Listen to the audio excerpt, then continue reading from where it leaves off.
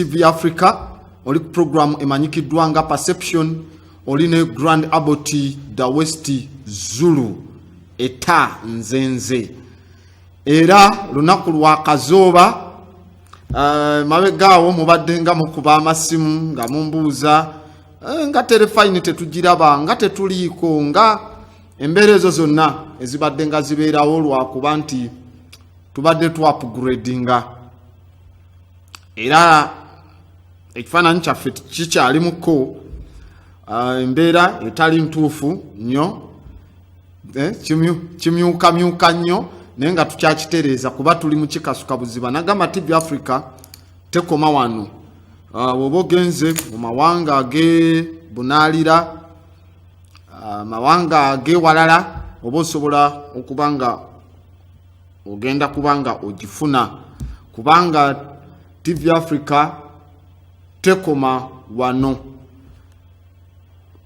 Guno omuggundu oba omukululo gwa mugatte gw'abantu abali wano ku African continent, Abafirika abali wano n'Abafirika abali ebunaalira okwegatta okubanga tukomyawo ekifaananyi ky'omuddugavu n'Omufirika okujja ku ntikko n'okukomawo mu mirandira gye kye tuyita Sankofa. Era bw'olaba TV Africa manya Abafirika abawano begatta n'Abafirika ababbibwa wano ne batwalibwa ne bafuulibwa abaddu. Tebajjawo wano baddu. Ekyo ekigambo ekyo nagamba okitereze. They didn't pick any slave from Africa. They came and picked Africans, hunted them, dehumanized them from their motherland, and they were taken and enslaved. Tebajja wano baddu. Bajjawo Abafirika abalina famire, bataata, bamaama, bakojja, basenga, baaba, bamuto wange baani, ne batwalibwa ne bafuulibwa abaddu. So kati combination yeyo wogimanya olina okumanya abantu nga Will Smith y'omu ku bantu bekwatagana nabo ku nsonga eno. Amos Wilson gwe mumanyi nga Kunta Kinte oyo abantu bowulira abo Morgan Freeman baani bangi nnyo. Tajedi Ashira Kwesi, Henrik Clark, the visionary teacher, is a grandmaster. Peace be upon to him. Oh, so that is the collaboration. Eyo kujja okusomesa. Oli kulaba ku telefine yo naliwo wano mu kaseera we twatandika okubeera nga upgradinga twalina gye tuyita economic plan. Kati ku TV yo kuliko ekigambo economics all die. Oba togenze mu byanfuna busuubuzi obutuufu fa. Fa. Ate okiraba kino simanyi oba wali okirabyeko tekirina university gye kirimu wano mu Uganda. Name kino CMOSA negi Carlton bawandika engeri gye bafezeemu abantu wano mu byenfuna byonna nga bwe tugenda okubisoma.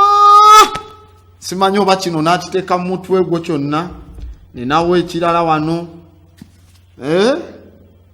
ono modern biology gwe tugendamu byonna bitambulira wamu. Nagamba oba ku Perception byonna birina okusomebwa oba toyagala oba oyagala.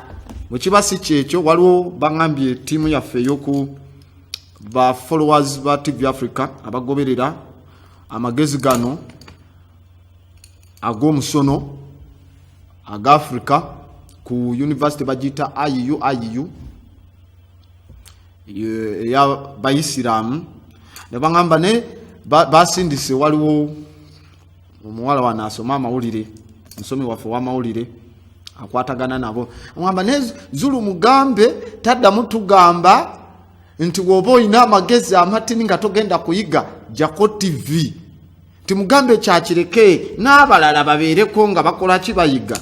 Sapologize nga ku statement eyo woba olina zunguzungu disease jako TV abalabye bajja kusomesa eyo. But this time you are going to be disappointed. kubanga ngenda okwogera beyond your circumference of awareness. Kati wensuka circumference of awareness gwe gyolina kati ate n'okomyawo mental dysentery. Did I say that word? Mental dysentery. I said it. N'okomyawo mental dysentery. You exercise stupidity mu society. Exercising stupidity in society. You don't qualify.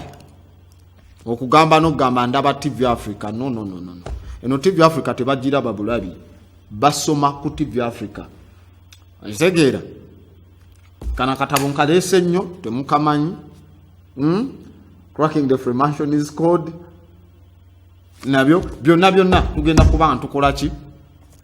Tubi discussinga. Ate tuba tubi discussinga antubisomesa. Mwe ababadde bawoze bya Bitcoin ne cryptocurrency. Waliwo mukulu bamuyita Sendegeya ebusunju abeera ko nyanga bile lwaki ensonga za cryptocurrency nabe mukono ne walala.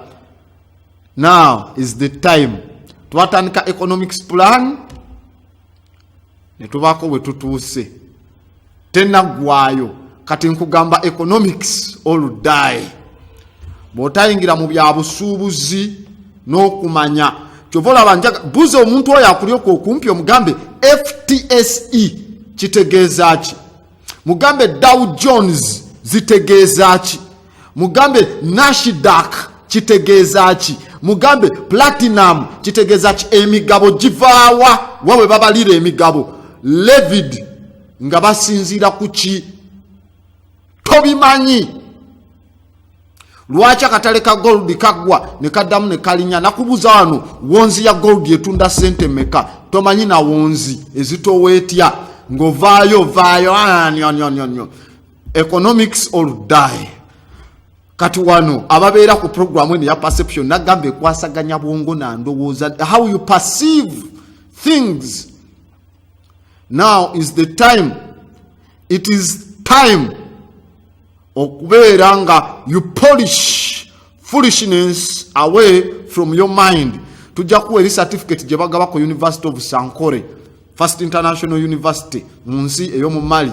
Ngomaze graduatinga nojjako enkofiira n'okasuka mu bbanga bakuwa certificate eyo gye mugamba yasomye ne bamuwa ekipapula. Mu Mali university yasoko zimbibwa okuba international munsi eyazimbibwa 93 CE, so called AD, CE, common era, mojemuita anno domino, in the days of our Lord. Foolishly, you call it after death. So in CE 93, bakwanga jibaita certificate of foolishness. Kati I'm handing the certificate of foolishness. You have graduated from foolishness for some time. Now, let me blow your mind beyond your circumference of awareness. Kubanga, we are going to go in economics. Otherwise, if you don't want it, perish, die. Why? Because rejection is an opportunity for your selection. Do you copy? Do you read me? Rejection is an opportunity for your selection. Okugana no gambe chonchiganyi mukisa erigwe okulondawo kuba okigana oba olonze ono gambe chonchiganye sijja kikiriza kino kanchiyingize. So you accept economic vampires controlling economic hitmen. These economic vampires or economic hitmen baberenga they make your mind to function on a phantom level of stupidity and economic dependency, or you reject that because rejection is an opportunity for your selection. Why? The time to repair the roof is when the sun is shining. Simple. Akaseera k'okubeera ng'olipeyeringa oba ng'oddabuluza akasoli ako ke kaseera ng'omusana gwaka. Kati kano kaseera ka musana nga gwaka. We are not going to repair you in total darkness. We want to repair you mu biseera nga bamutebire bagaddewo banka nyingi nga babbye ssente nga tebazibbye nti nga bino bye mumanyi ebyokubba wabula bazibbye mento. How do they call it? Grandabot kibagambe. Anyway, let me rephrase my statement.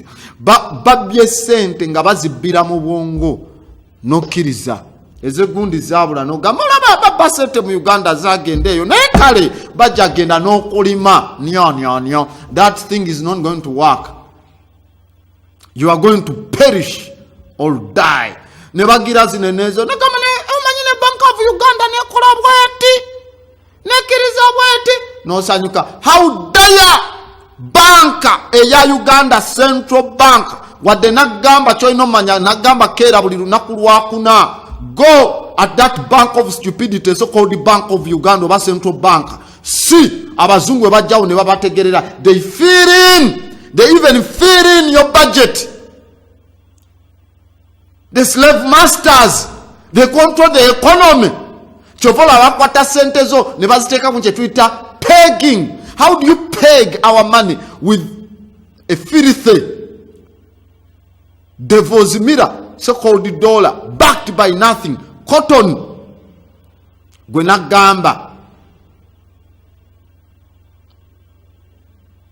Ebintu bino ino bimanya.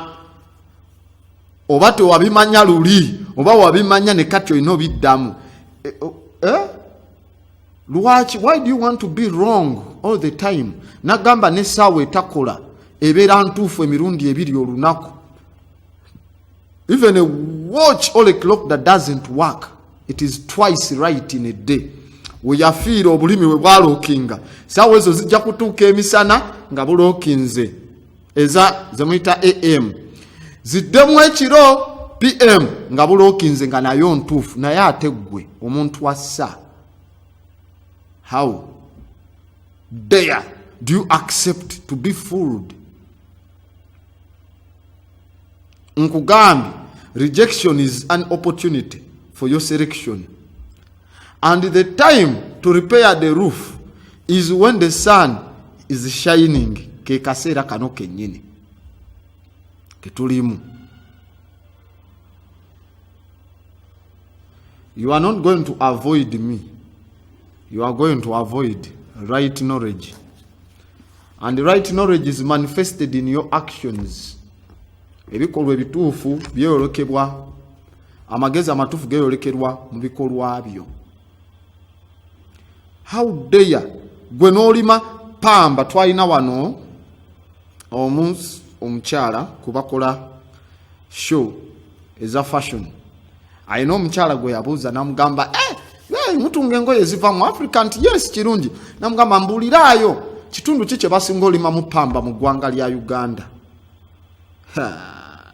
Nga yasoose neebwana engoye zafa 100% cotton. Ne bamubuuza tubulire ekitundu we balima pamba mu Uganda cotton. Nga tasobola na kunnyonnyola. Now that level of stupidity is unacceptable. Abafirika tebalina kuba bwe batyo.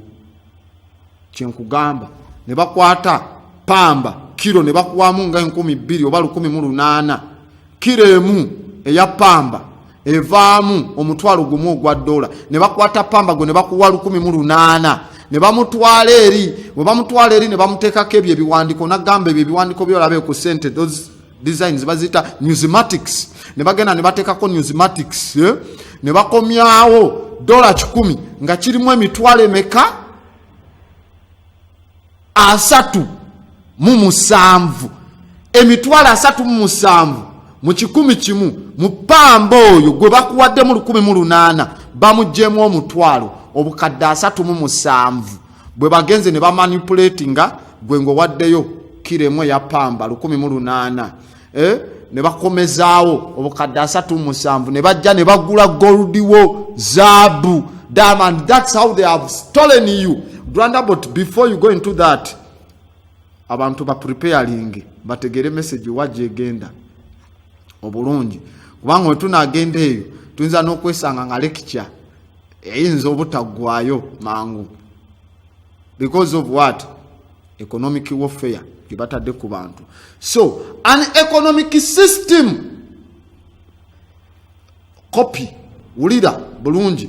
An economic system which can only expand or expire must be false to all that is human. Mutebire yo statement go ino jikwata. Naba abeita ba bankers nagamba batomanyi fractional reserve banking nga tomanyize baita phantom deposits. So in fact wobatomanyi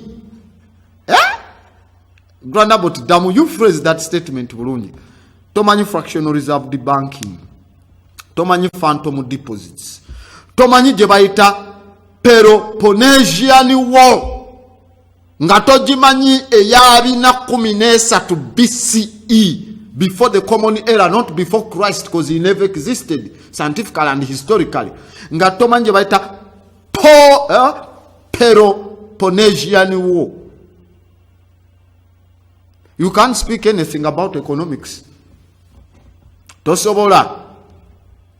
Chenagamba economics teacher ya single obwavu. What is he teaching? He's teaching poverty. Teaching poverty. Bagama ne Backhouse bamwe namba mu kikatabo kaka ka Backhouse ze yawandika mu nemulema. Answer ne Ghana. Now what was he writing to the black people? Lwaki Backhouse tebamusomesa eri mu US? Why tebamusomesa ewalala?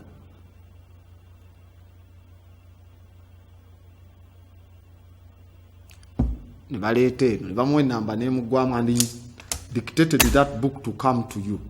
So nziramu phrasing a statement yange, an economic system which can only expand or expire must be false to all that is human.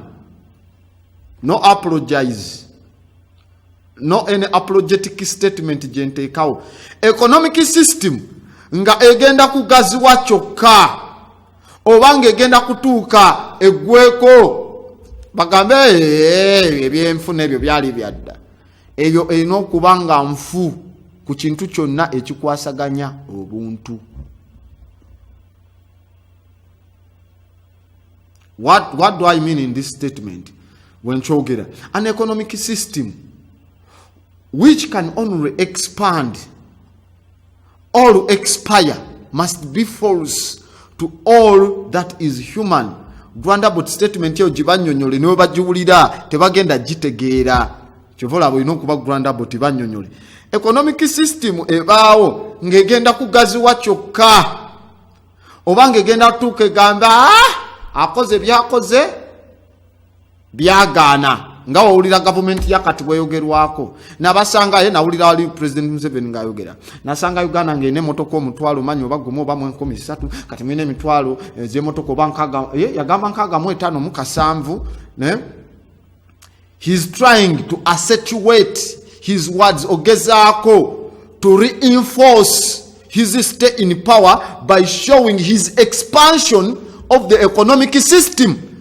Kati if the economic system wajikusomera nge expanding ngafa abantu ba bulijjo tujiraba economy tunyiga yenga ajikuwa mu figures nabasanga mwine motoka bweziti nasanga mwine amayuwe gati kati muli bwegati nenga abantu ba bulijjo kibanyiga yenga agambe expanding ngate tukane expiring ne mugamba byakoze biwere bimaze ebisigadde takyabisobola aveko tufuna omulala. It means that economic system is false to all that is human. Uganda's economic system is false to that which is human. Something that is visible.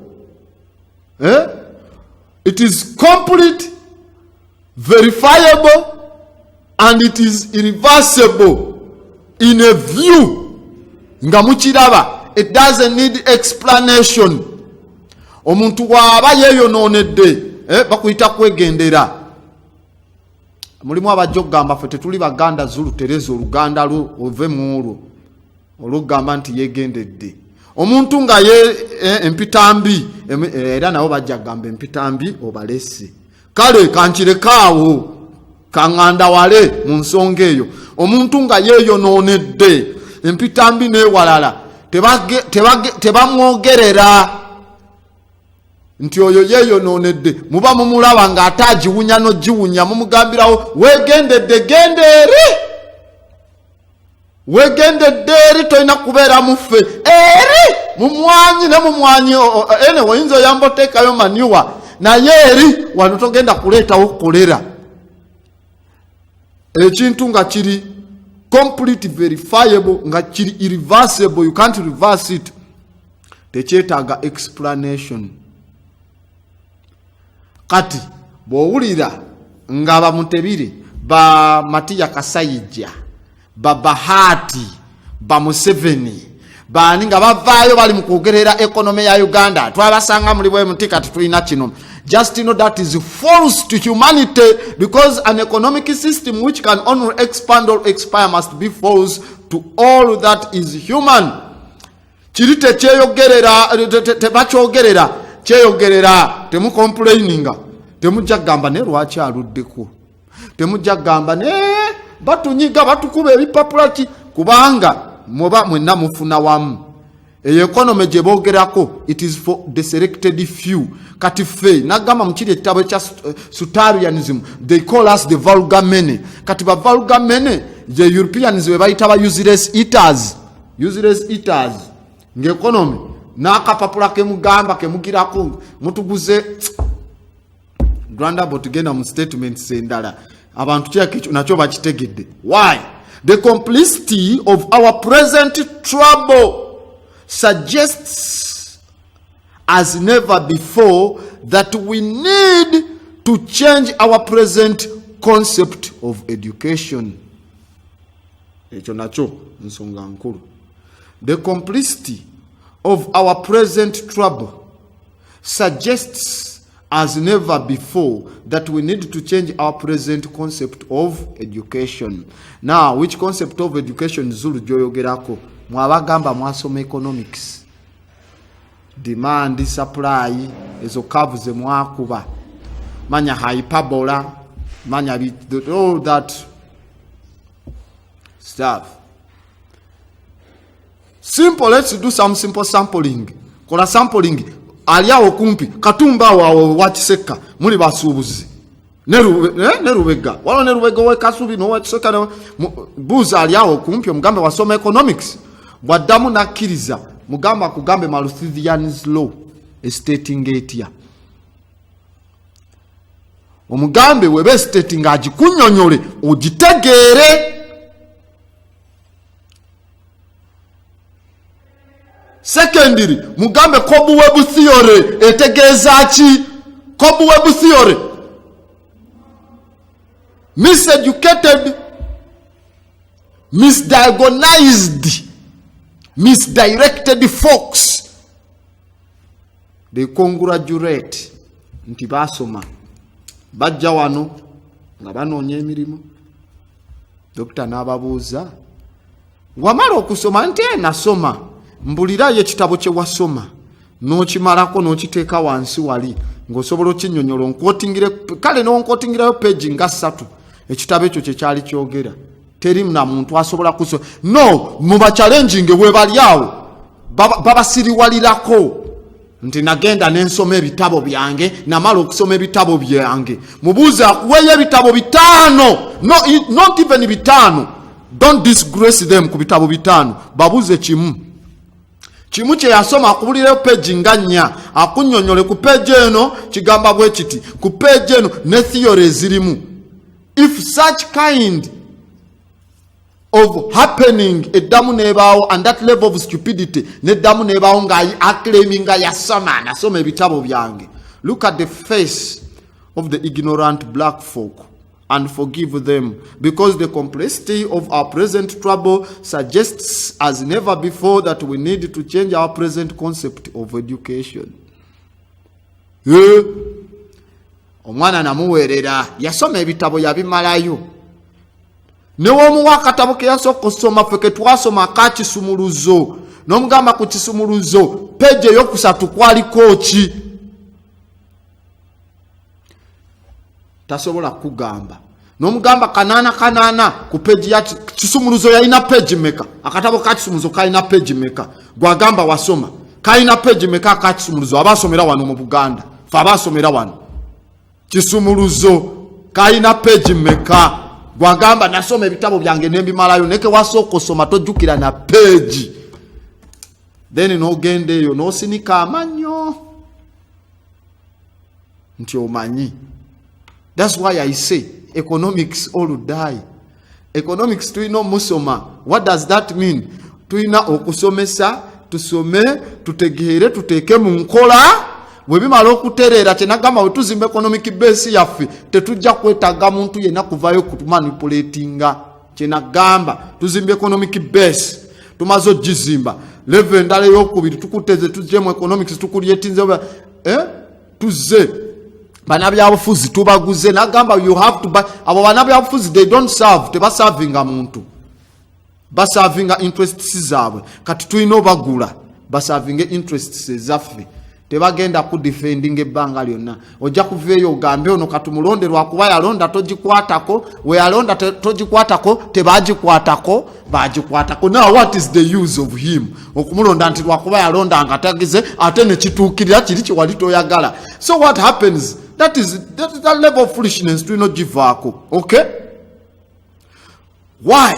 The complexity of our present trouble suggests that never before we need to change our present concept of education.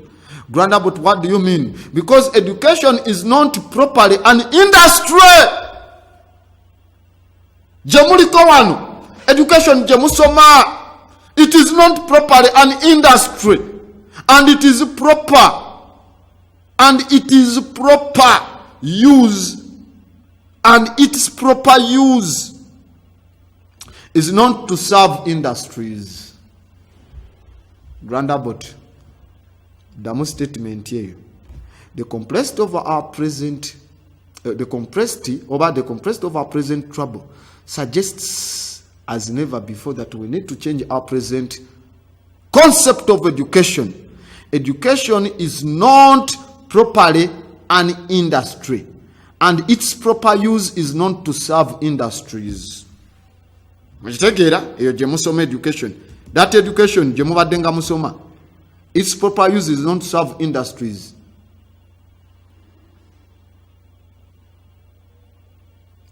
I take that point here. Why? Either by job training or by industry subsidized research.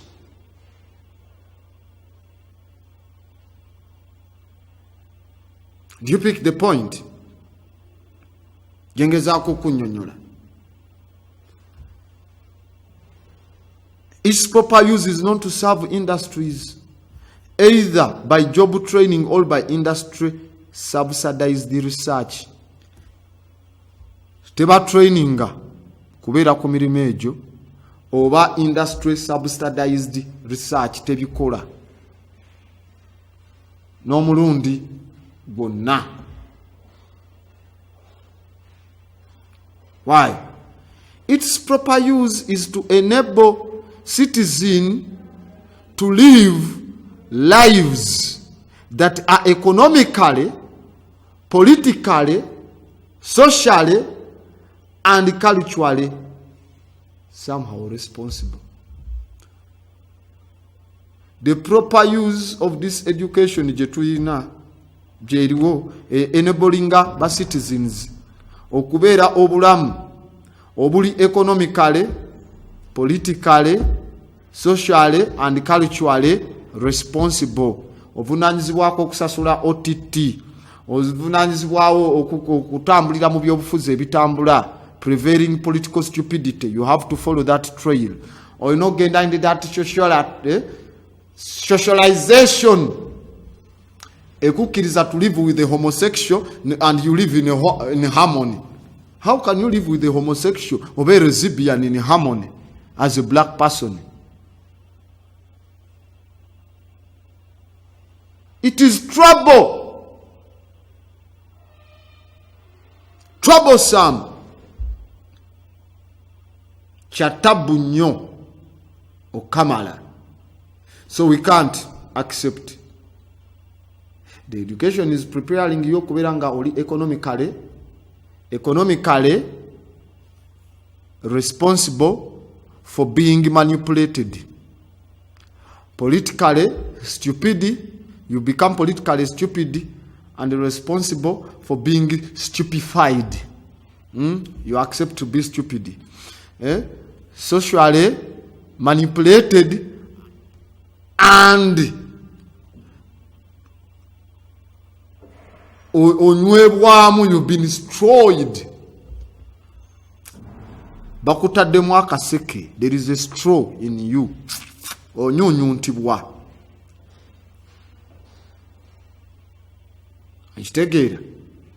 Because you are working for what they call a global village. A global village ngeri run by those who don't deserve even to say any word. Rwanda bote dachikozirya naye tukulaba twagambye tugenda kusomesa abantu ebyo bye babalimba. Tona kwata na kukatabo konna. Nabwe setaga bukwata ku byonna mbimanyi ebirimu. Just I wanted to show you those books. Ebiriawo nebyo nebirimu mbimanyi. So katuwemba mbimanyi bigamba abantu. Why this education? Its use is to enable citizens to live lives that are economically, politically, socially, and culturally responsible. Nga wenkugambe wenkunyonyola. Kalicha ya wano enono zaffe twaniriza buli bantu. Ensomesa gye batutaddemu. Twaniriza abaleeta Ebola, be bayita Medicine Sans Frontiers, mbu Doctors Without Borders. Doctors Without Borders. Mu North Korea nga sibalabayo. Mu Vatican bali bataddeyo wadde motoka. Mu Inner City of London nga sibalabangayo. Mu Washington District of Criminals, so-called DC, oba diplomatic city stupidity, somehow there, nga sibalabayo. Mu culture yaffe twaniriza ebyo byakubya Abafirika for all that long period of time. Tuina humanity kuba abantu bava muffe kati munango kwaniriza okwo ate ne kutuleetera oluusi obuzibu. So ne batusomesa wano e Buganda twaniriza wano Uganda mu Bateso twaniriza buli ajja tusaba amazzi ne bakuwa olina gamba banaye tupakinze wano nsaba mundage wali Kabuyonjo n'omulaga Kabuyonjo jekola ki jeri of which kintu kirungi bwe tukitunulamu. Grandabot tokyayisa abantu nsonga eyo naye basomese lwaki mbi. Oli najja nagamba bannange njagala kweyamba mugamba kirira wali katuwita ku kitooke ekyokusatu nokira waliwe wali akayu n'agenda ne yeeyamba. Kati lwakuba mwaniriza buli kyonna mwayaniriza ne culture enfu kati mutandise okusula ne B mu nju zammwe mbeera mu self-contained. Njagala enju ya self-contained. You pay higher to sleep with feces in your bedroom. Oyitegera. Yet ate toyiza feze de kifirika eberi ne mita zino zabagamba 3 mu meka zino zabanganga ne mita 10 era fe twakula nzipa jajja wange sabala bakonga bagenda ne mutoyi nga yesaza wali obumwanyi nakwate eno naite eri kudu nga tomanya nga kalugendo lweri. Ayitegera netuziteeka mu nju kati tuba twaziteeka mu nju ng'ate twakuliramu eri empisa nti omuntu tebamu makyolooni waba ayagala kweyamba mu mulage ekyolooni wekiri bwajja mu ekyo ekyolooni ekyo kye mutuulako ekyo kye mugiramu ekyo ekyamazzi n'aleka nga asuddemu pathogen yonna n'ofuna urinary, how do they call it, urinary tract infections, UTI nozifuna bwajja n'ateeka n'akwata ku toilet paper wo oyo wa white n'okwata ku toilet paper wo ekikookoma ekizungu toilet paper n'akwatako nga badde ayina dysentery. Jukira bw'amenya nayegira aba yakeesimuula n'addamu n'awaluka bw'amala okuwaluka n'addamu n'akwatako kitegeeza kiri ekikookoma ekyo kye bayita ekizungu toilet paper oba gye muyita tissue. Okay, tissue basire queen nga bwe bagiyita bwazzaako n'azzaako engalo akalwadde kaba tekatambudde kubanga tugamba bw'ova mu kaabuyonjo naaba engalo kubanga ne wooba weesiimudde otya oba nga weetawazizza otya olina okuddamu era ozinaaba nga ofulumye ne sabbuuni kitegeeza nti ne wemenyayo wali namenyeyo nga sinanaaba ngalo kitegeeza obulwadde butambudde kati bwe buba butambudde bambi kawala ka Zulu ne kajja ka Goldmoon Vago Zulu kazze oba ka Hatshepsut Nandi Zulu bawala bange azze naye amenye naagira batagenze funa bulwadde bwe bumu kati waba afunye obulwadde bwe bumu where does the medicine come from treatment yeyo kubanga omutadde mutoyi gyokopye ku bazungu egenzo okuleetera oli gogabanye nekiri n'ekikokoma ekizungu and what happens eddagala ogenda gula mu bo these are economic vampires baba bakututte why this education cannot be done by gathering or accessing what we now call information, which is to say facts without context and therefore without priority.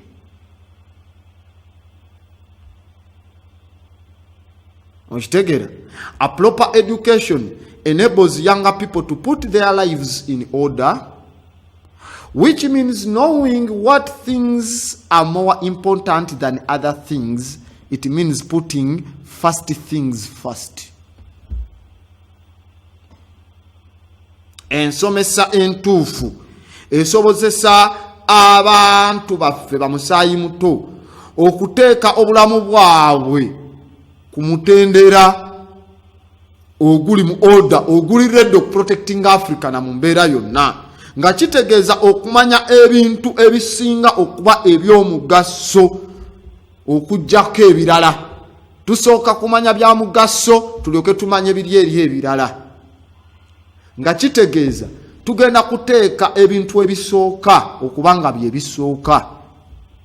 Ekisooka tulina okukkiriza tuli Bafirika, tulina okukkiriza tulina olutalo lwe tutalaba lwe batutaddeko economically, politically, socially, culturally.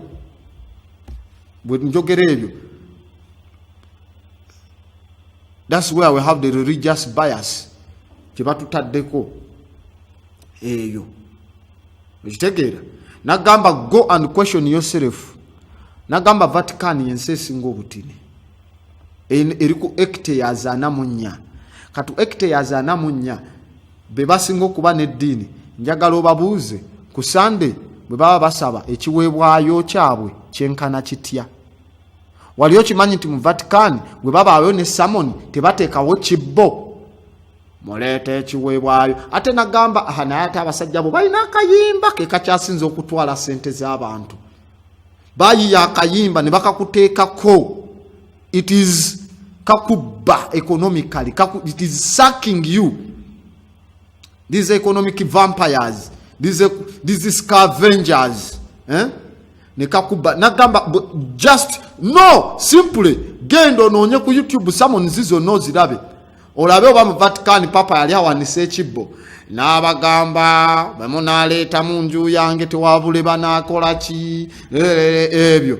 Mu Vatican tebasolooza kiweebwayo. Ye wasibuka abagamba gwoweeyo bo tebasolooza kiweebwayo. Notuuka kati ne bakuyiza kali akayimba bana abakatuli kimwina akayimba akabajesu timwayi akayimba kamaanyi nnyo.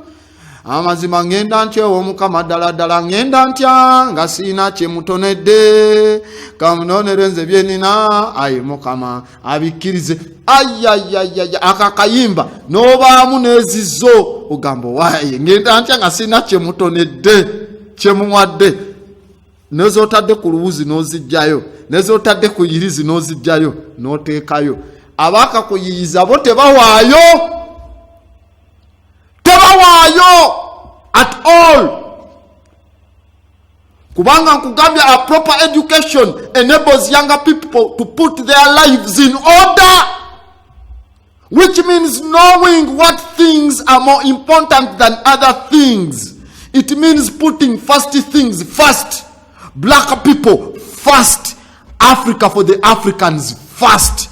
To Sankofa. If you don't do this, economically, you are dead. Rwanda but enesawe mune dachika mwenda ezisigaddeyo kati somesa abantu tukyagenda maaso. Let me phrase this. It is no crime to be ignorant of economics.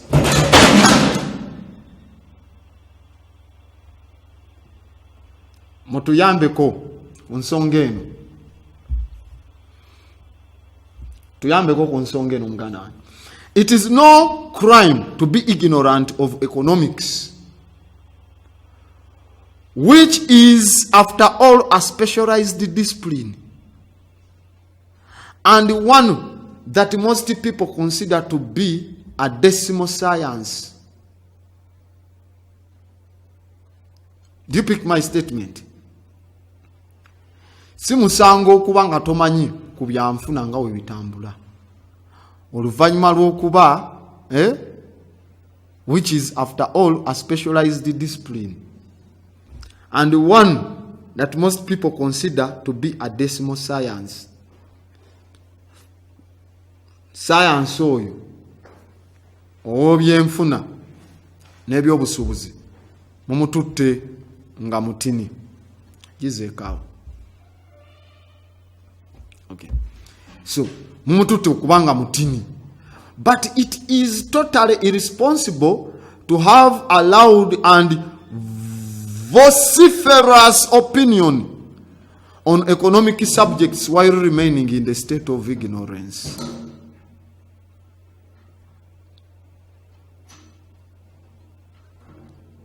Roundabout statement here, jiddemu.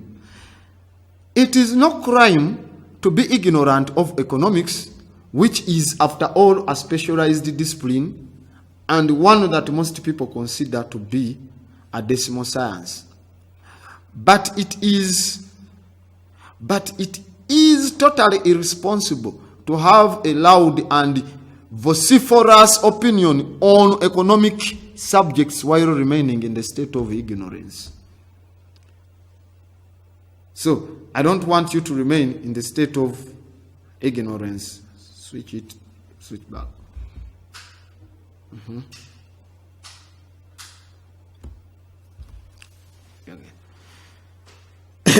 So, that's the problem. Chiba totally tekiraga buvunanyizibwa embeera yonna okubanga tuyina eddoboozi okwogera n'okusakanya okwawagulu ku nsonga ezikwata ku byaki ebyobusuubuzi n'ebyenfuna, wabula n'osigala ng'okyali mu levo ey'obutamanya n'okugamba nti saategeera, oba n'osigala ng'olina obutumbaavu. Siri muvumi, sinza asinga, wabula ndi musomesa. Ate sina gwe nvuma n'omu. You can't reach out people by attacking them. I'm telling you, mbagamba. Why? It has been more profitable for us to bind together in the wrong direction than to be alone in the right one. Why has it been more profitable for us to bind together in the wrong direction than to be alone in the right ones?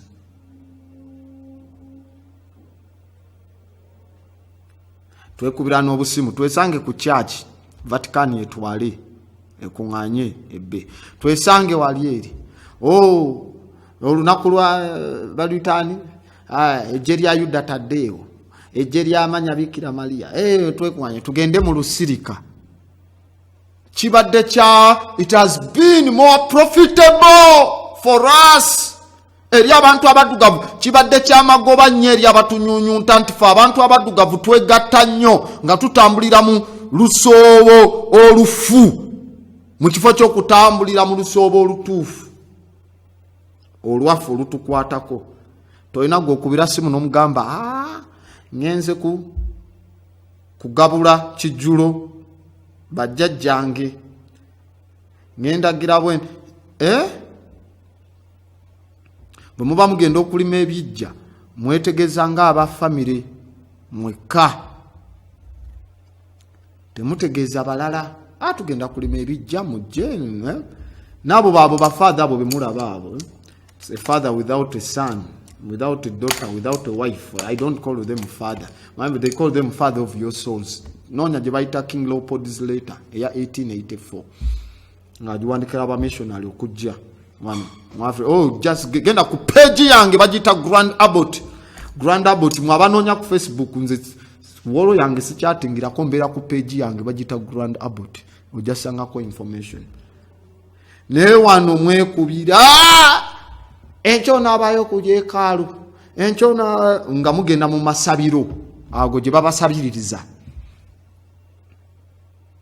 anja kuberayo musabiro wawulide samoni yagundi father nani it has been more profitable for us to bind together in wrong direction than to be alone in the right ones. Era omujeri no mugamba waliwo ebikuteganya nebyaki neki no mugamba soko jenko njogere naawe oyina okwetambulira abo bagundi abo baneiba abo bali mu ensonga eyo omugamba ensonga emuyambira ddala agende sigamba kwetambulira mukyogera nabubi yetambulira atya nga ali mu Afrika wennyini waba wagenda mu church tebakuyita kwetambulira okwaffe bakuyita kwetambulira agendayo akera nabe wakata bategeza n'abaana tayagala bamanye naye ng'ekibadde kimunyiga ewaka n'abaana ne family agenze n'akikola ne kitereezebwa abaana n'abasigaza in the wrong direction mwambale engoye zammwe n'engato ze n'abagamba ez'oku Sande otuba tugenda eno mu biggwa byaffe tabagamba muzambale twegasse in a wrong direction. Those who have followed the assertive idiot rather than the introspective wise person have passed us to some of their genes. This is apparent from a social pathology, psychopathies, Lale followers. No apologize for that statement. Nara. It has been more profitable for us to bind together in the wrong direction than to be alone in the right ones. Now, those who have followed the assertive idiot rather than the introspective wise person have passed us some of their genes to follow that idiot, that assertive idiot. And what does that mean? This is the apparent, this is apparent from a social pathology, psychopathies, Larry followers. No apology for that statement. Obutumbavu butusukkulumyeko ne tufuukira ddala abatumbavu. You need to get those certificate of foolishness. Then olumanya nti you've been foolish. Kyebulaba babikoppa mu university ya Sankore mu Mali. Waliwo omusajja gwe bayita Abububas, Ahmed Abububas, yawandika ebitabo bingi nnyo ku University ya Sankore. Kalifu yamutwala mu ggwanga lya Algeria nga bazze be bayita ba Almoravids. Twalina ba Umayyadi Abbasids, Almoravid ba Umayyadi bani zona sekti z'abasiraamu ba Sufi abasarafisti kati tulina abasuni n'abashiya Tabriki, all that mixture. Ba Almoravid bamutwala mu Algeria. Tojja kuddamu kuwandika bitabo bikwata ku philosophy na kubuusa abantu. And then they decapitated him. Caliph. They created the Islamic Caliphate ya Maghreb. Ne bamutemako omutwe. Byonna ne babibuzaawo. N'ebitabo wasigala w'ekitabo kimu kyokka nga wandika ebitabo bigenda nga 52 kimu kikyaliwo ne mu Mali wali mu Timbuktu University esookawo ya Sankore eri mu Timbuktu International University mu Timbuktu Sankore awo bamutemako omutwe olw'okusomesa ensonga zino bweziti.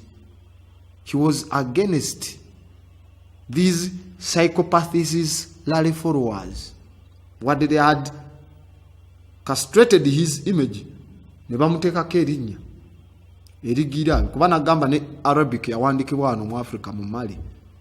They stole the olulimi ne lwatuka mu Saudi Arabia mwaka gwa 1004. Now they can't be a name Muhammad speaking is Arabic before the language being created by the Africans in 1816. No, in 816.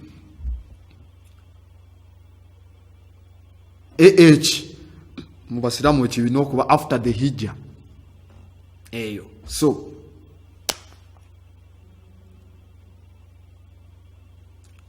the psychopathies Larry followers, we don't want to be those ones. Tetusoose kutegeera what do we need okutereza our economic base.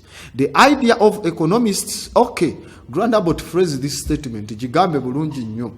The idea of economists and political philosophers, both when they are right and when they are wrong, are more powerful than is commonly understood. Okay, overstood. Ne wano tulina aba overstanding. Babera ku perception ba overstanding. Abalaba TV Africa, they overstand. But now, let's go to those ones who understand. The ideas of economists, ebirowoozo byaba befuula nti be bali mu by'obusuubuzi eby'enfuna by'eggwanga n'ebirala, n'abo befuula aboogerezi b'ebyobufuzi, the political philosophers, bonna, both when they are right, bonna we baba nga bali mu butuufu mu biboogerako, and when they are wrong, ne baba nga era bafu mu bye boogerako, baba b'amaanyi nnyo. They are more powerful than is commonly overstood oba understood. Mwenga mubitegeera oba boogedde kikyamu oba boogedde kituufu, baba b'amaanyi okusinga mwe mukitegeera. Bino by'opposition bino ebinywa kitoko, ebyo by'opposition ya kitoko yeekubye emiggo. Temukola ki? Temuzikiza. Temukola ki? Mwazikiza dda. Toko mungi nnyo. Nemugira, you get political hysteria because they are more powerful, those political commentators. But economists, these economic vampires, nabo ne bas dropping a statement. Namwe ne mugamba, kasitabigize n'ebirala. How de chanti cheche nkugamba, you get somebody to fool you. Obudde bonna you become a psychopathist Larry follower. Musolo ogwa mobile money tukusaze gudde ku 0.5. Head of state nayogera. Abarwaninga system ya victimization, economic victimization, they put you in a state of being a victim. They fish okuva erigwe bone batereza ne bagamba ne babigira ne mawulire ne gasomebwa on those televisions ne radios zonna ne sogera kulembeze w'eggwanga agambye omusalo gwa mobile money bateke ku 0.5 1% sente nyingi ogira bote ne muwagira Museveni ayogedde ne gusigala nga gukyaliwo ze baba salambu babazibadize nga zikyaliwo because even if they are right or they are wrong, what they say is powerful than what you commonly understand. In fact, you understand, you don't overstand. So that is trouble.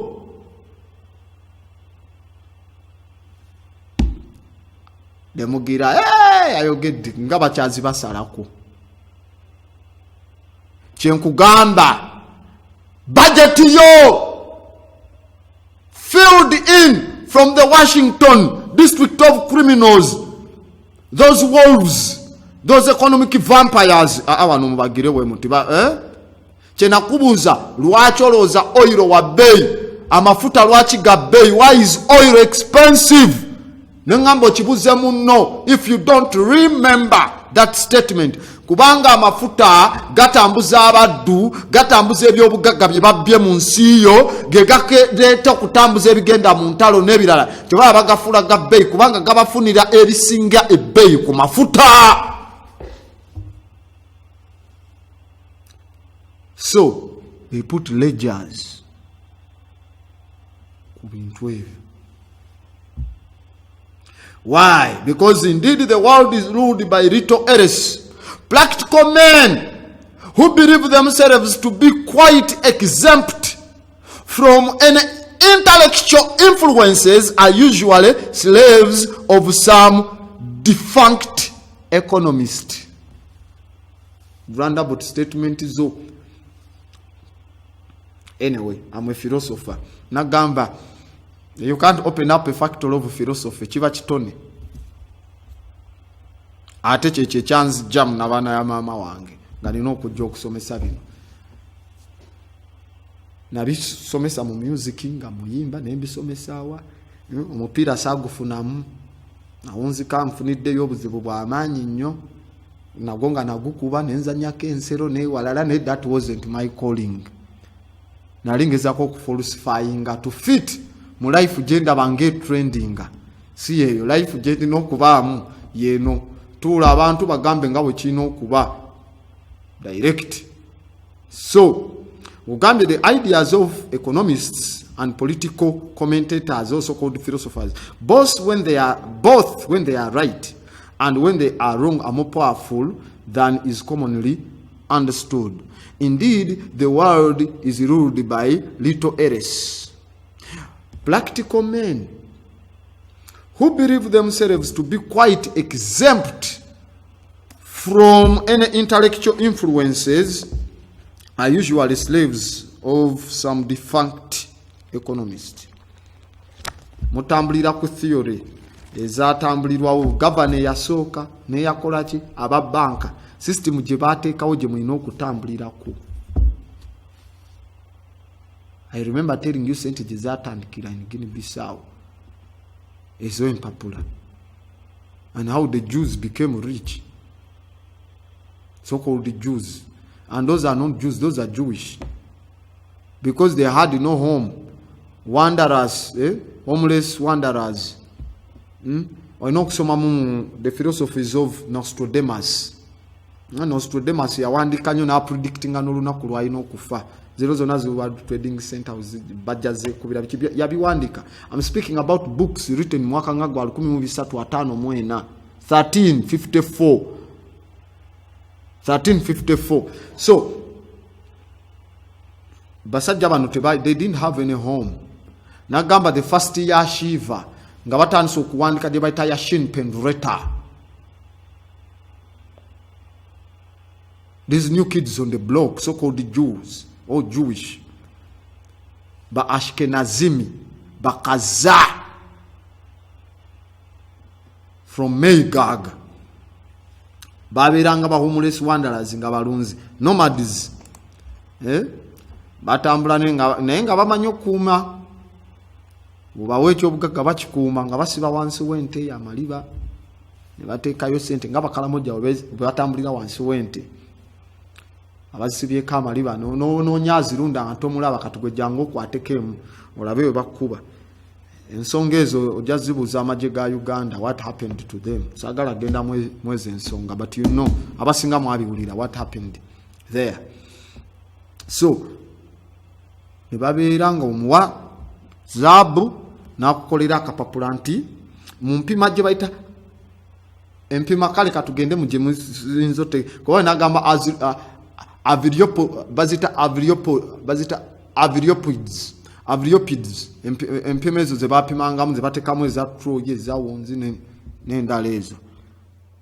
On the avriopid scale ne bapima nti goldiwo alimu bweziti byenkana weriti ne bakuwandikira akapapula nga kagamba zabuwe azitowa bino ne bakuwa akapapula bo ne batereka nga bwokola endagaano nguziza gundi kino ne kiri.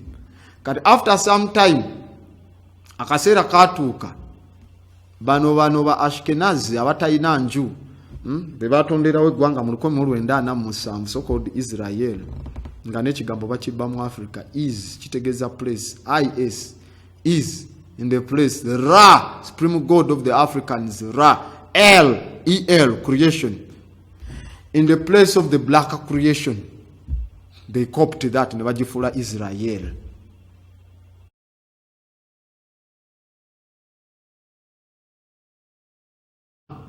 From Ham, the black one. El, creation. Beth, the black god of Beth. Mwe bajja gwe bayita Ba. You need to read the stories of Semiramis. Nsonga ezo. So, bwe baatuuka ne batajja bano bagamba naye omanyi bali nabateresa gundi wange bwati azitowawo eti nga nkuwa akapapula akalaga zaabu gwe nnina mu bali naawe nompa byenjagala nti bwe balikomawo ojja bawa akapapula bakuddize zaabu. Did they come back? Bali mu kumanipulating nsi, dropping bombs ku bantu abali innocent. They are on the axis of evil. Genda ku page yange Grand Abbott ononyeko axis of evil. Ojja kuba osomako. So, practical men who believe themselves to be quite exempt from any intellectual influences are usually slaves of some defunct economists. Practical men bali exempt from intellectual influences. Bogera bakola kyo bachi nze nsasula musolo gwange nkola ki byonna bye bateekawo bamafuta galinnye is a practical man. Ntitali ku intellectual influences mugamba lwaki galinnye ngeno gali wansi lwaki gana. He doesn't want. That person is usually a slave of a defunct economist. Now, tuyina bangi nnyo mu Uganda. Rwanda but utandika obogerako bangi nnyo mu Uganda. Nnyo. Lwaki? Once you realize that trickle-down economics does not work, you will see the excessive tax cuts for the rich as what they are. A simple how do we call it? A simple upward redistribution of income, rather than any way to make us or to make all of us richer, as we are told. Nagamba ne statement egamba no nation has ever taxed itself into prosperity. Statement eyo jijukira teri gwanga lyali lyetaddeko musolo ne ligenda mu nkulaakulanya ey'obugagga mu bantu bonna. Never. Tax is feasted by those economic vampires ababa mu government. Ate babawe motoka za bulletproof. Ate babawe motoka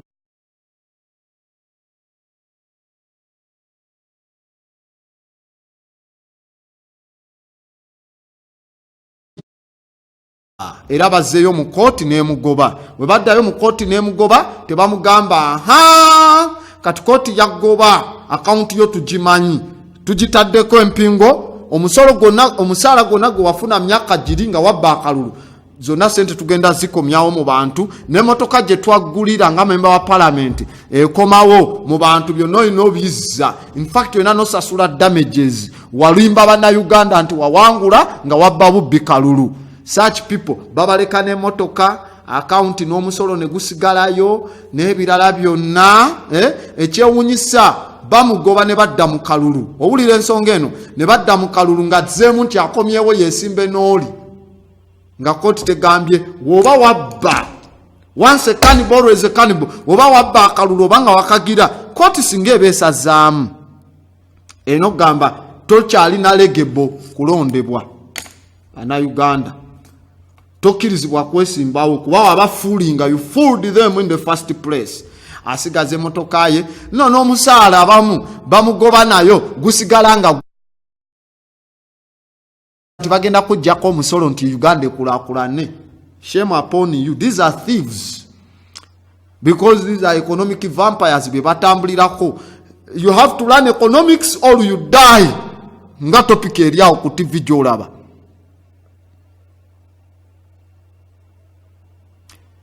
There is no simple upward redistribution of income that is going to make us rich. Nga we batugamba katubajjeko omusolo Uganda ekulakulane eyawa okulakulana nayo wa gwe ekulakulana gwe ng'okulakulana mulogamba Uganda ekulakulanye ndaga gwe ebibyo byokulakulanye ewaka byotambulidde ku level yaayo kubanga naawe ebimu byoba oyina abantu oba obafeze obakuta offside nomugamba akukabaka emitwalo 5 naye nga kagumu kitegeeza omujjako tax mu magezi ag'ekiyaaya gwe tugamba ago gowulire eyo otuuka eyo nebagamba olesa abaganda wana oba omugize bwotyo kati mukiyita kwebereramu kyoba webereddemu n'obakwata offside eri. So chenkugambye, once you realize that trickle down economics does not work, you will see the excessive tax cuts for the rich as what they are: a simple upward redistribution of income rather than a way to make all of us richer, as we are told by investor tumusubira okubanga mugagga nnyo kujja okuinvestinga mu ggwanga inoba ng'olina ssente newe kiwunzika nga investor gwe bagamba ze ate nga bamusaliddeko emisolo. Omuntu gwe basalirako emisolo aba teyeesobola. Gavumenti ya Uganda nesalirako gwe bagamba investor alese ssente nemusalirako omusolo. The government becomes a concubine ebamalaya yetunda. You are selling out to your people. Yetunda tumusalideko omugagga ate mumusalirako omusolo. Mwina n'omugambo okuinvestinga mu Uganda. Bana Uganda omusolo basasula 20 gonsasula 80 oba toyagala kabulengana sigala yeyo abajja okusasula omusolo bajja kujja. But these ones ebyo prostituting our state, you prostitute our land nemugoba abantu nemakuba emige eminjo kamala nga using the amajaga ino kubagabana Uganda newalala, then you mistreat Ugandans to you are calling these economic vampires, these economic hitmen. You are calling investors. Investing in what? Omuntu wabazenga Uganda ina resource, ina cobalt, ina copper, ina wolfram, ina graphite, ina zinc, ina gold, ina diamond. Taina kujanga investor because mineral ajisanzeo. What is he investing in the mineral? Is he part of the creation? Yajitonda. How? He is not an investor. Ono munyunyunsi, this is a saka. Katisaka muteke kwa musolo. Omugambe waboze to get the goods of Uganda. 94% profit is Galam Uganda. If you don't want, go back to Europe. To hell with you, you devil. Ne you romance them, ne mukolachi, ne muba wanezi fungula balabala, ne muba gulira, ne abala ne babera mu jama batwala n'abantu abalwadde, ne muleta these thieves. You give them the first priority to steal Ugandans. It is unacceptable. Techikirizibwa Africans, we have to sankofa. Yeah? We have to sankofa. Otherwise, tuli kunjegoyego za ntana, we on the cradle of the graves. No kiriza wana baletaga Bitcoin. One life for one coin. Neba yingira o wanu. Nkugambye oba tomanyi gye bayitade Peloponnesian War oba Peloponnesian War. You can't accept it. Ye mutebire yali ajiwulidde nako bahati akasaija. Don't tell me. How dare you accept abantu bajje babbe bana Uganda at the end of the day basule ne economy? Iriao. Say it. One of the great rules of economics, according to me, if you are rich, you have to be an idiot not to stay rich. Hey! And if you are poor, you have to be really smart to get rich. Rephrase the statement here. Ozogera nya abantu ne babula. Zibamu amagezi g'omusono. Again, and this is not metaphysics. This is African talk. Action. One of the great rules of economics, okusinzira kunze, amateeka agamanyi nnyo mu economics oyo gwe babagamba, kiri nti if you are rich, oba oli mugagga, you have to be an idiot to stay rich. Olina okuba omusiru okusigala nga oli mugagga. Ate oba nga oli mwavu, if you are poor, you have to be really smart to get rich.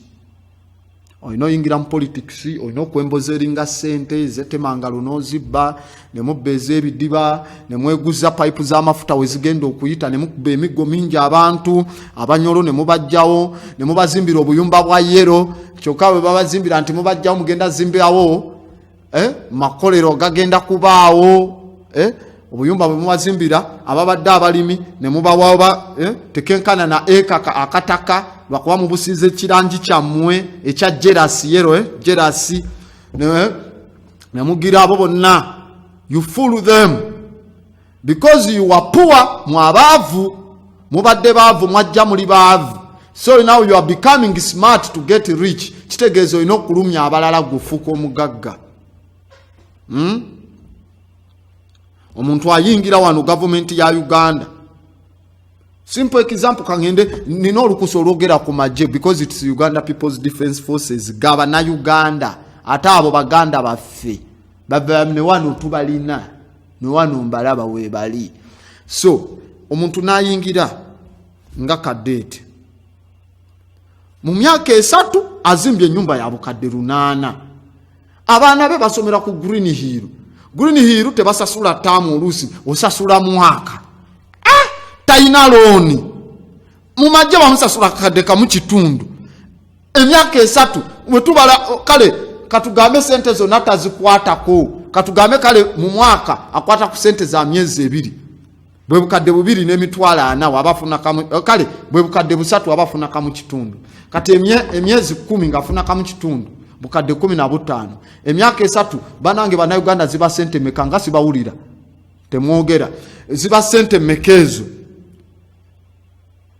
Mujegera katika tugenda nga mwana mu butano.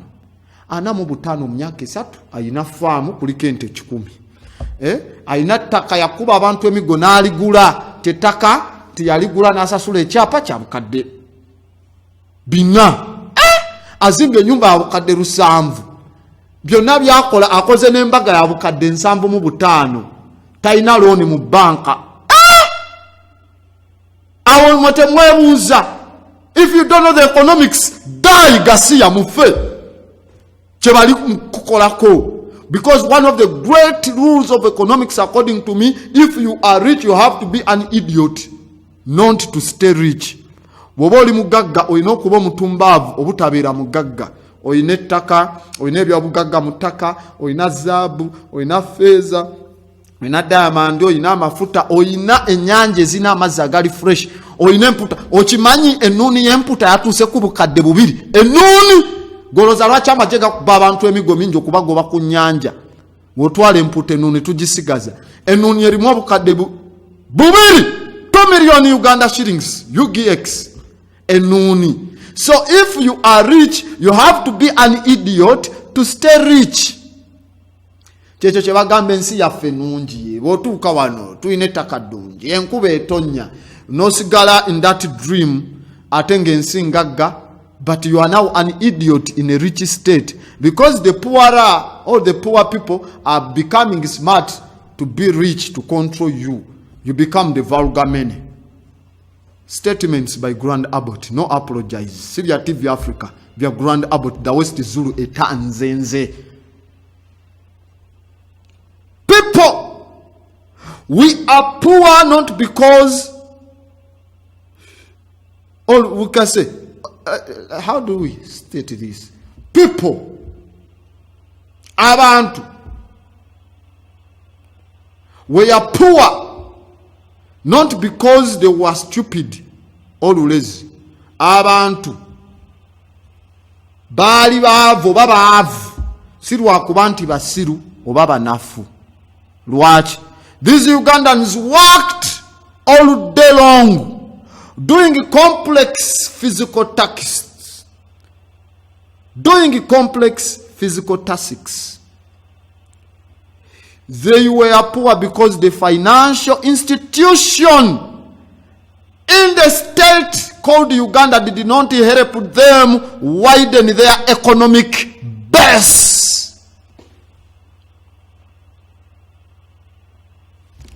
Bana Uganda munange basigala ebyoro tujja byogeranga nga tugenze eri nga tukute olaba tujja bane record zaffe nga ziri wano mu nkwawa tuziteeka wano mu nkwawa zonna zijjeyo record roundabout tutuuke eri tugambe banaye twasomesa naye abantu baagana okutegeera ensonga ezo because they chose to remain culprits of the vulgar many, the idiots followers.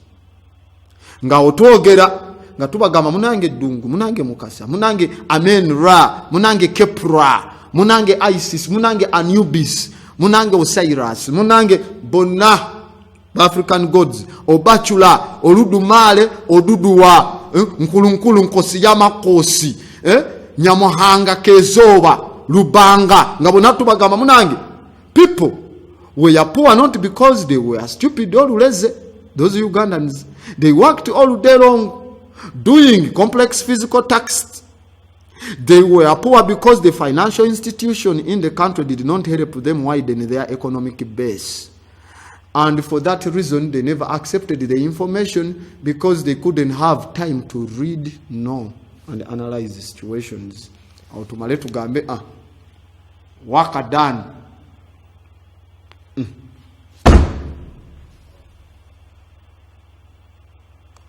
Kitegeera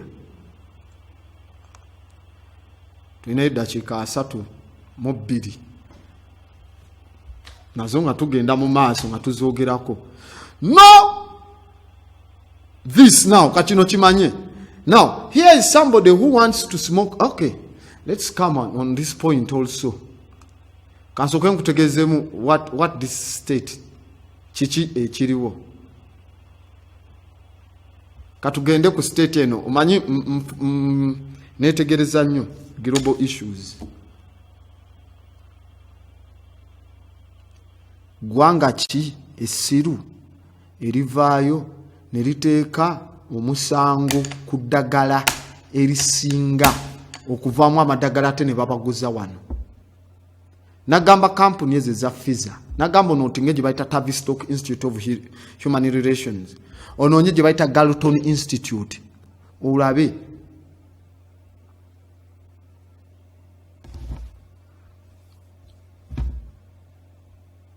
I don't smoke. Si smoking. I don't support abantu aba smoking. Oba abafuweta.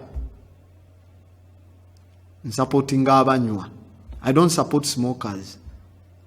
I'm supporting abanywa.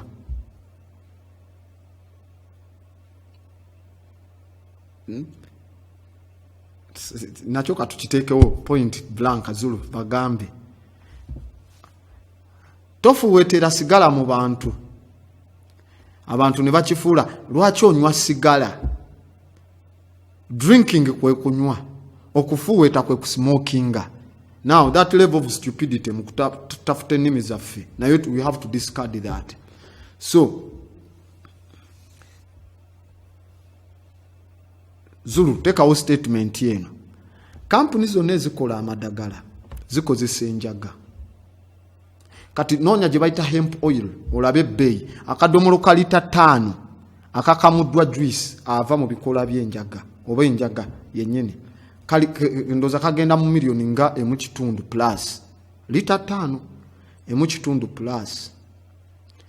Nalabye ku lwokumeka ku lwokutaano Bungereza no Canada bakkiriza, Uruguay yasooka, states 22 mu America ne zikkiriza ebireofo bagita medicinal marijuana. Majitegeera Bungereza nayo kati yakkiriza. UK is not even United Kingdom. That foolishness. How can it be united? Nga the Ireland zikaba, the Wales nga zikaba. So nabono ku ku lw'omukaaga no ku lwokutaano ne bakkiriza. Canada yasooka kuba okwaga states Bungereza zeefuga, they call them the Commonwealth Rim, ne bakkiriza ne bagamba it's for medicine, medical. Abagwa ensimbu bwe bakamula enjaga ne bagijjamu juice ne bagikuba nga mu blender ne bajjamu juice. Ensimbu ebadde ng'ekulumba ng'omwezi gubonese newala gye bayita eclipse. Ensimbu eba egenda tandika okukola ki? Okukendera. Kubanga lwaki nagamba tulina ze tuyita codons ne anticodons ezitambulira ku strand eya DNA, zino acids, valine, valium ezo. Kati nonsense code katugambe nga UCC, se nonsense code, no wonder bagita Uganda Communications Commission. Now I'm speaking biology, siri ku UCC no.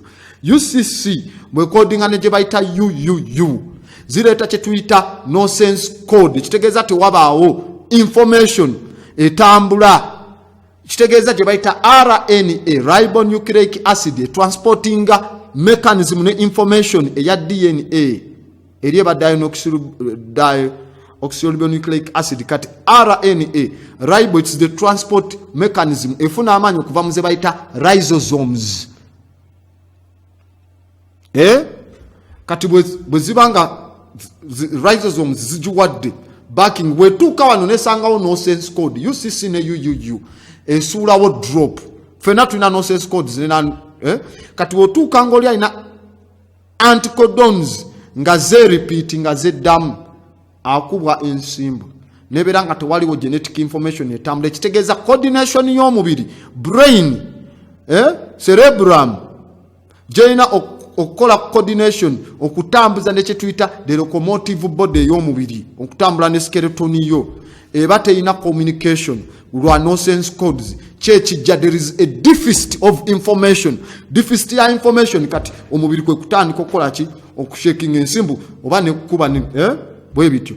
Kati bagambye bw'okamula amazzi agava mu malwana mu njaga nowa olyewo nsimbu, codes zino zitandika okuba nga ziteekawo ki? Eyandibadde nga bridge, olutindo olugatta ne wali. Now lwakuba Bungereza n'abazungu bacolonizing Africa, omanyi babayitanga ba weed eaters, bajjajjaffe batwala eyo ne babafuula abaddu nga bakola byonna. They constructed ezo za America zibungereza zonna zolaba, they constructed them getting this energy and that consciousness to perfect otuuka to that architectural level ekoma weena. We batuuka ne bagamba kati irigo buli kizimbo olina kuzimba ng'okopa by'abazungu kyokka ng'ebyabwe by'abazungu ate mwe mwabizimba. Kati bagamba azimbye ennyo enzimba ya kizungu. The only foolishness kye bateekako, they slept with feces. Africans never did that, to sleep with feces. Kyova olaba ebizimbe ebyo babizimba wansi waabyo bateekangawo gye bayita lavatory. These Africans had plans. Lavatory egyo mugenda ne mweyamba, si eri mu bizimbe munda. Just go to New York otuuke anyway. Ye lwaki ogende New York nga tonagenda bigo bya mujje nga tonagenda mu New York paintings. Now let's come to this stupidest, how do we call it, intellectual wireness oba ki mawaya ow'obwongo. Now here is somebody who wants to smoke a marijuana cigarette. If he is caught, he goes to jail. Follow this statement tugendagenda musimu. Here is somebody who wants to smoke a marijuana cigarette. If this person is caught, he goes to jail. Now, is that moral? Is that proper? I think it is absolutely disgraceful that our government, supposed to be our government, should be in the position of converting people who are not harming others into criminals, of destroying their lives, putting them in a jail. A person wants to smoke, all he wants okufumba chai avudde mu bikola ebyo, government nemukwata nemufuula criminal. Ali mu kunywa ye ekimuyamba oba eddagala ali erikola ki nti he is a criminal of destroying their lives. atenga abali benguzi aba destroying reputation ne family zaabwe zijja kubeera we bangalyo nabo be babba sente za kyabo nga nawuliranga Beswere Mulonde atunda federal atunda chi nemyaka egiriddako nga oli obote kawenkene n'omulambo gwajjana abantu basiba obulambo n'embwa ne bazikulula ne kisigalawo atoli agifunye for medicine. They put them in jail, but they are destroying their lives. What about these dictators? They commit genocide against the people of Kasese and where? You denounce our country, denounce ne kabaka muteka ko omumbele ne bamuteka ko embago tojja genda mu bwakabaka bo newalala eyo no tojja genda bugerere newalala. Those ones are not criminals. Na yo ali avuddeyo for his waliwo akayimba bakayita kayimba ako yagamba bakayita weed on me. Yadamu nagamba I smoke to meditate, not try to get high. Nengamba me I don't support smokers. Njagala baba jamu eddagala medicine. Okimanyi nti ne motoka ezo nagambe motoka zasoka body zazo nga bazikola mu soya n'ebijanjalo ewamu n'enjaga. Ne constitution ya America esoka the Anderson's constitution ne articles 10 ezo on there that medicine. Now the government makes it criminal. Lwaki? Because government etambulira mu footprints as a dependence. Because the British bamanya bwe munaagira oba abazungu bwe munaagiraawo mugenda kubanga temulwala kampuni zaabwe zeddagala tezijja kukola. Kyovola bagamba bamusanze he's doing drugs. Kyokka doing drugs nogamba police ne waliwo drug shop. Lwaki aba drug shop bo tetubasiba? If I have drugs, waliwo drug shop ne bagiwa ne certificate cooperating mu Uganda nga is selling drugs. And the drugs are not good to human beings. Lwaki tebawandikawo kigamba antibiotics? Lwaki bateekako drugs? Because boza abusinga zikufuula bubi, zina side effects za maanyi. Kati na abusing enjaga bwaja abusinga ejja mufuula bubi. Kati bonna katubakwate lumu bwe tubanga tubakwata oba tugamba oba osokota teekako ebitiibyo bibiri ababe kibanga oba aba plane nga bwe mubyogere bibiri ne bano nga bakuteekerako kuddagala one time this and the matter of the fact omanyi inki wa pen mwava nti abamu liidi naye ne bakumukwandikira kuddagala bakozesa inki ali mu liidi ayonoona ekibumba ne bawandika kuddagala 2 times ifo ne bakuwa fulishire n'otwala n'ogira. They are not arrested. Bana bakozesa organic medicine ne babeera arrested. That's what I said. Somebody wants to do his marijuana. If he is caught, he goes to jail. That is not immoral. Because I think it's absolutely disgraceful that our government, supposed to be our government, should be in the position of converting people who are not harmful or harming others into criminals, of destroying their lives, putting them in jail. Babalimira akawunga. That's the issue to me. The economic issue comes in only for explaining why it has those effects. But the economic reasons are not the reasons. Stupid minds by the politicians are the reasons. Roundabout. Why? In regards to the price of commodities, the raise of wages operates as simple interest does. The raise of profit operates like compound interests.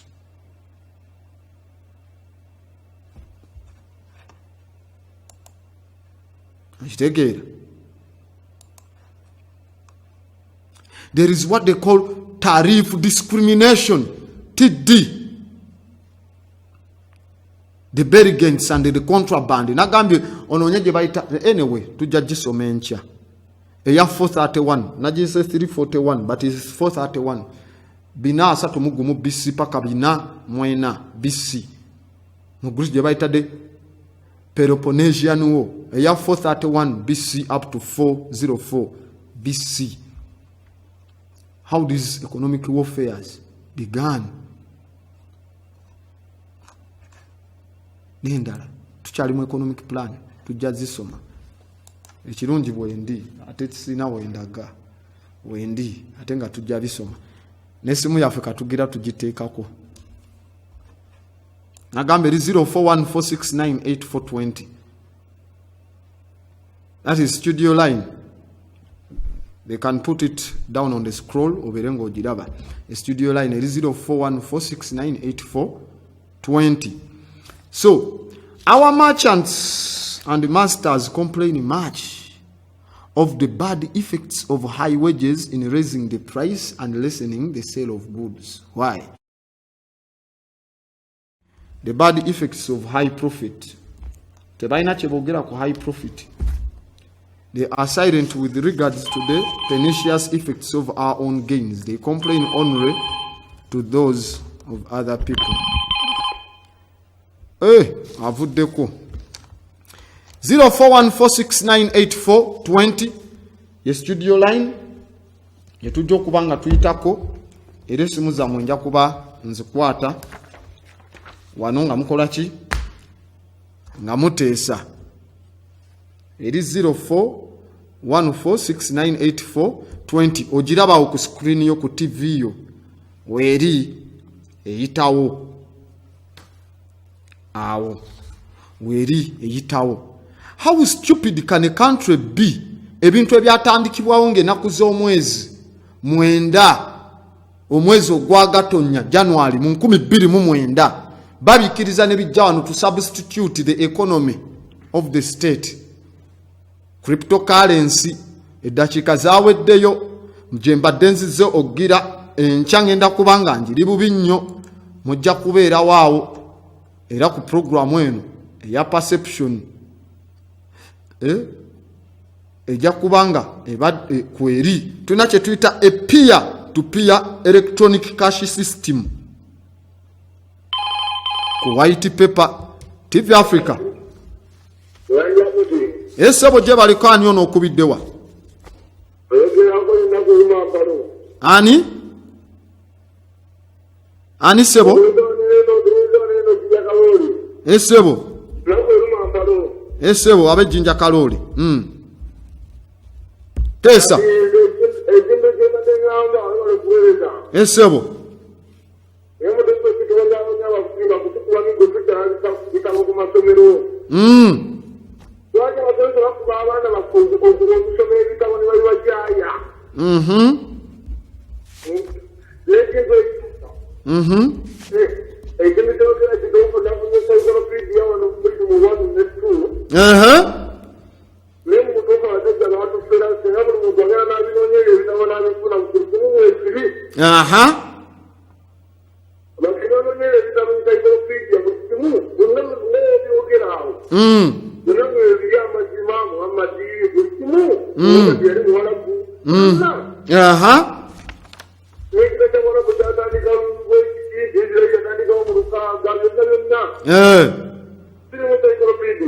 Esebo webale nnyo okukola homework wo ashe.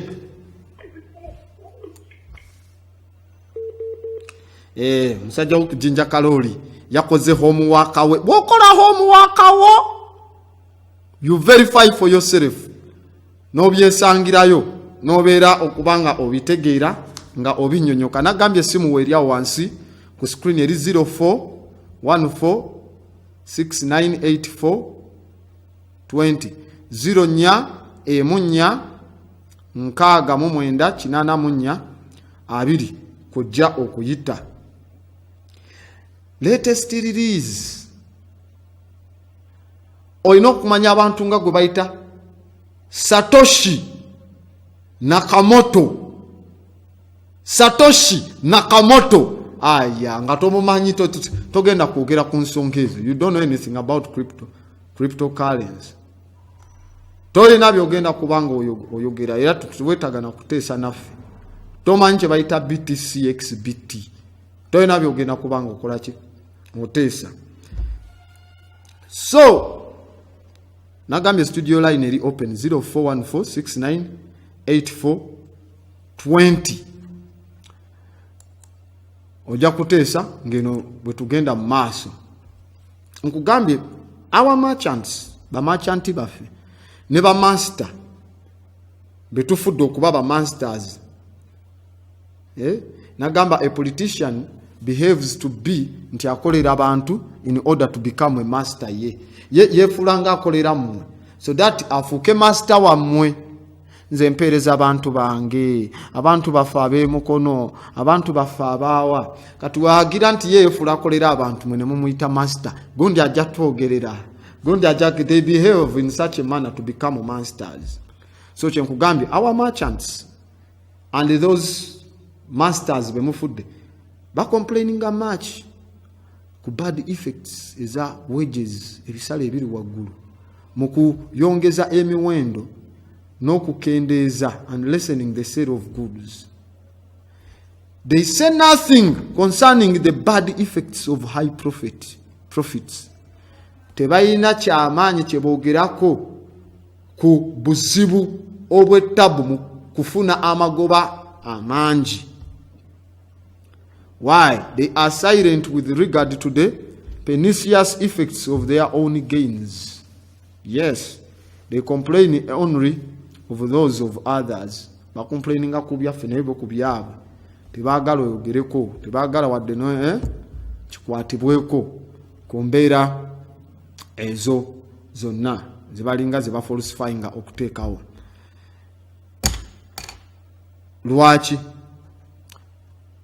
People, quote me very well, quoting bulungi nagambye studio line kweri ojja kuba weri awe itawe 0414698420.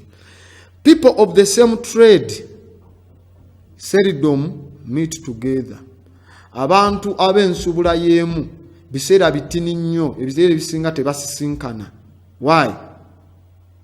Even for merit and diversion, no baba balina okusinkana bafune bateese nekino tebaagala oba kudivertinga. But the conversation ends in a conspiracy against the public or in some contrivance to raise prices. Did you get the point? People, repeat after me, Gamba, people of the same trade seldom meet together, even for merit and diversion. But the conversation ends in a conspiracy against the public or in some contrivance to raise prices. Era we bamitinga mu parliament zaabwe, we bamitinga eyo mu birala, tebasisinkana lwa nsonga bo nga bo ekitereza mu bo okudivertinga. Enjogerezeganya zaabwe ziwunzika zireeseemu olukwe eri abantu ababafuula ba master nga mumulooza nti babasavinga. Their conversation ends in what? Conspiracy against the public, all in some contrivance to raise prices. Katubatekike emisolo gino, kino kakibeere bwe kiti, kati emotoka kazigire bwe ziti, kati kino kakikole bwe kiti. Because whenever they meet, they have to formulate a conspiracy against the society. Okay? Aya. Bas. Network eteredde. 0414698420 kwe tujja okubanga tukola ki? Tuyita mu ddakiika zino 10 ze tugenda ogirayo. In fact, abadde emabegaawo nga TV Africa togiraba. TV Africa eri mu upgradinga system zaayo n'ebirala nti mu kaseera akajja namwe abaku DSTV mujja kuba mweyagalira ddala. Batulina Azaamu, batulina Zuuku, batulina ki zonna platform. Nabo Star Times system gyeri ekomawo. Era system eyo ng'ekomawo tujja kubanga tusiima okubanga mutukubira mututegeeza wa mulabira station eno oba sigino ewalala we muzikwatira n'ebirala kubanga tukwatagana nammwe mu nsonga bwe zityo. TV Africa Abbott ese boline Grand Abbott yani ono okubiddewa ono bamuyita Bob Kasule ese mukulu Kasule muzukulu wa Kasujja naye okijje erimu ekikankana simanyi oba kiva mu studio oba bakikola bukozi olw'ebyo by'okuyigiriza ebyamagezi bwebityo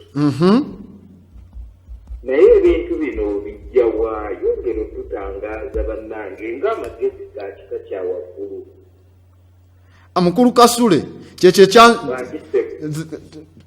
nange bubaka tebuba bwange mama wange yanzaala okubanga kino kye nina okukola.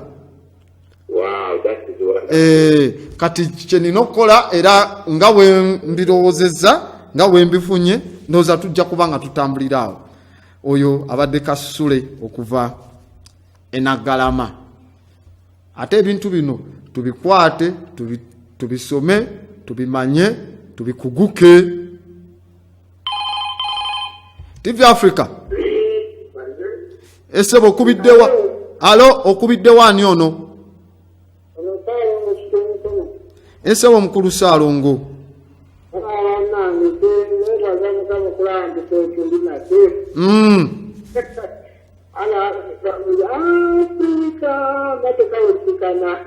Africa esebo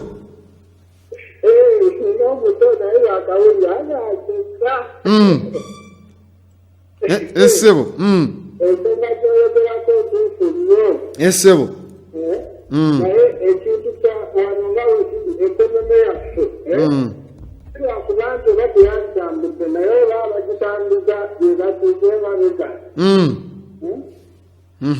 kubanga mulimu ebintu byolabira ddala nga kino kyalikolebwa bwekino n'omwana omutakiraba naye nga tekikolebwa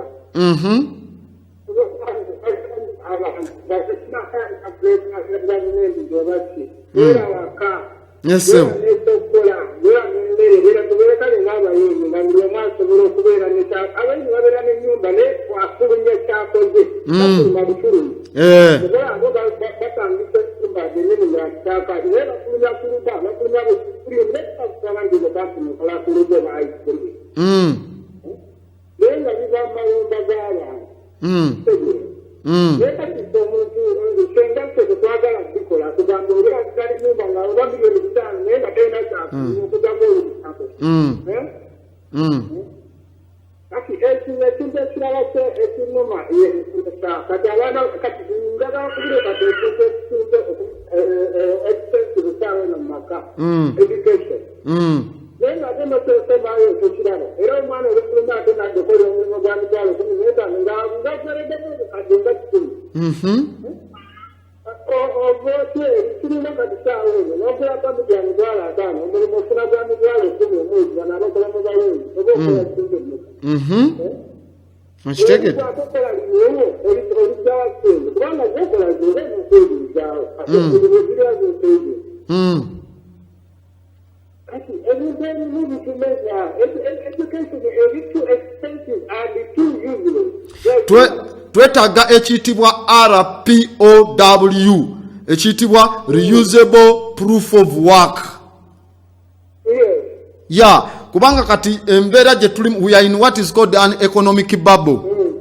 Kati economic bubble eno tulina ogikwasa approach eyokusooka tusooke tusome mu ntegeera entuufu eyo egenda otusomesa what we call right commercial transaction. Yeah. Oyo Saalongo abadde atutegeeza ku nsonga eyo.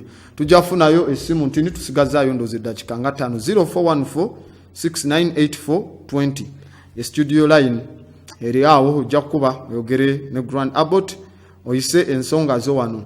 Nagamba wano ku TV Africa we don't switch off muntu yenna oba oyogedde ki because the Africans have the right to know balina olukusa okumanya.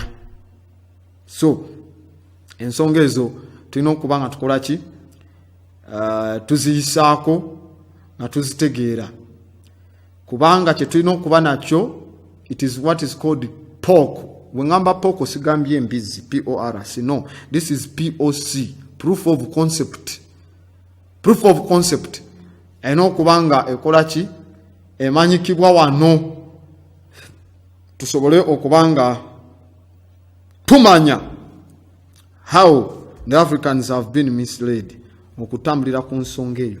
Can you imagine government ya Uganda etambula ku kintu kye bayita FinCEN, FINCEN, financial no, it is under the Financial Crime Enforcement Network, kye tuyita Financial Crime Enforcement Network. They are enforcing crime, financial crime against the people. TV Africa, hello. Hello, okubiddewa. Kale nyabo gye baleko ani ono okubiddewa? Nze nalongo nkubya kuganda esimu yange nagirinda tugifunanga. Esimu yo wagirinda?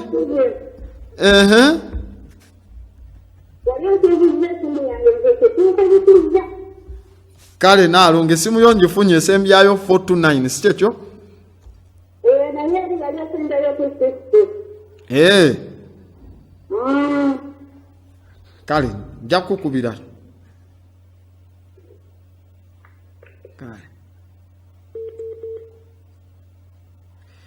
oyo abadde nalongo Kasubi Zulu tewamuwa namba. Zulu nalongo notamuwa namba gyali akusabye.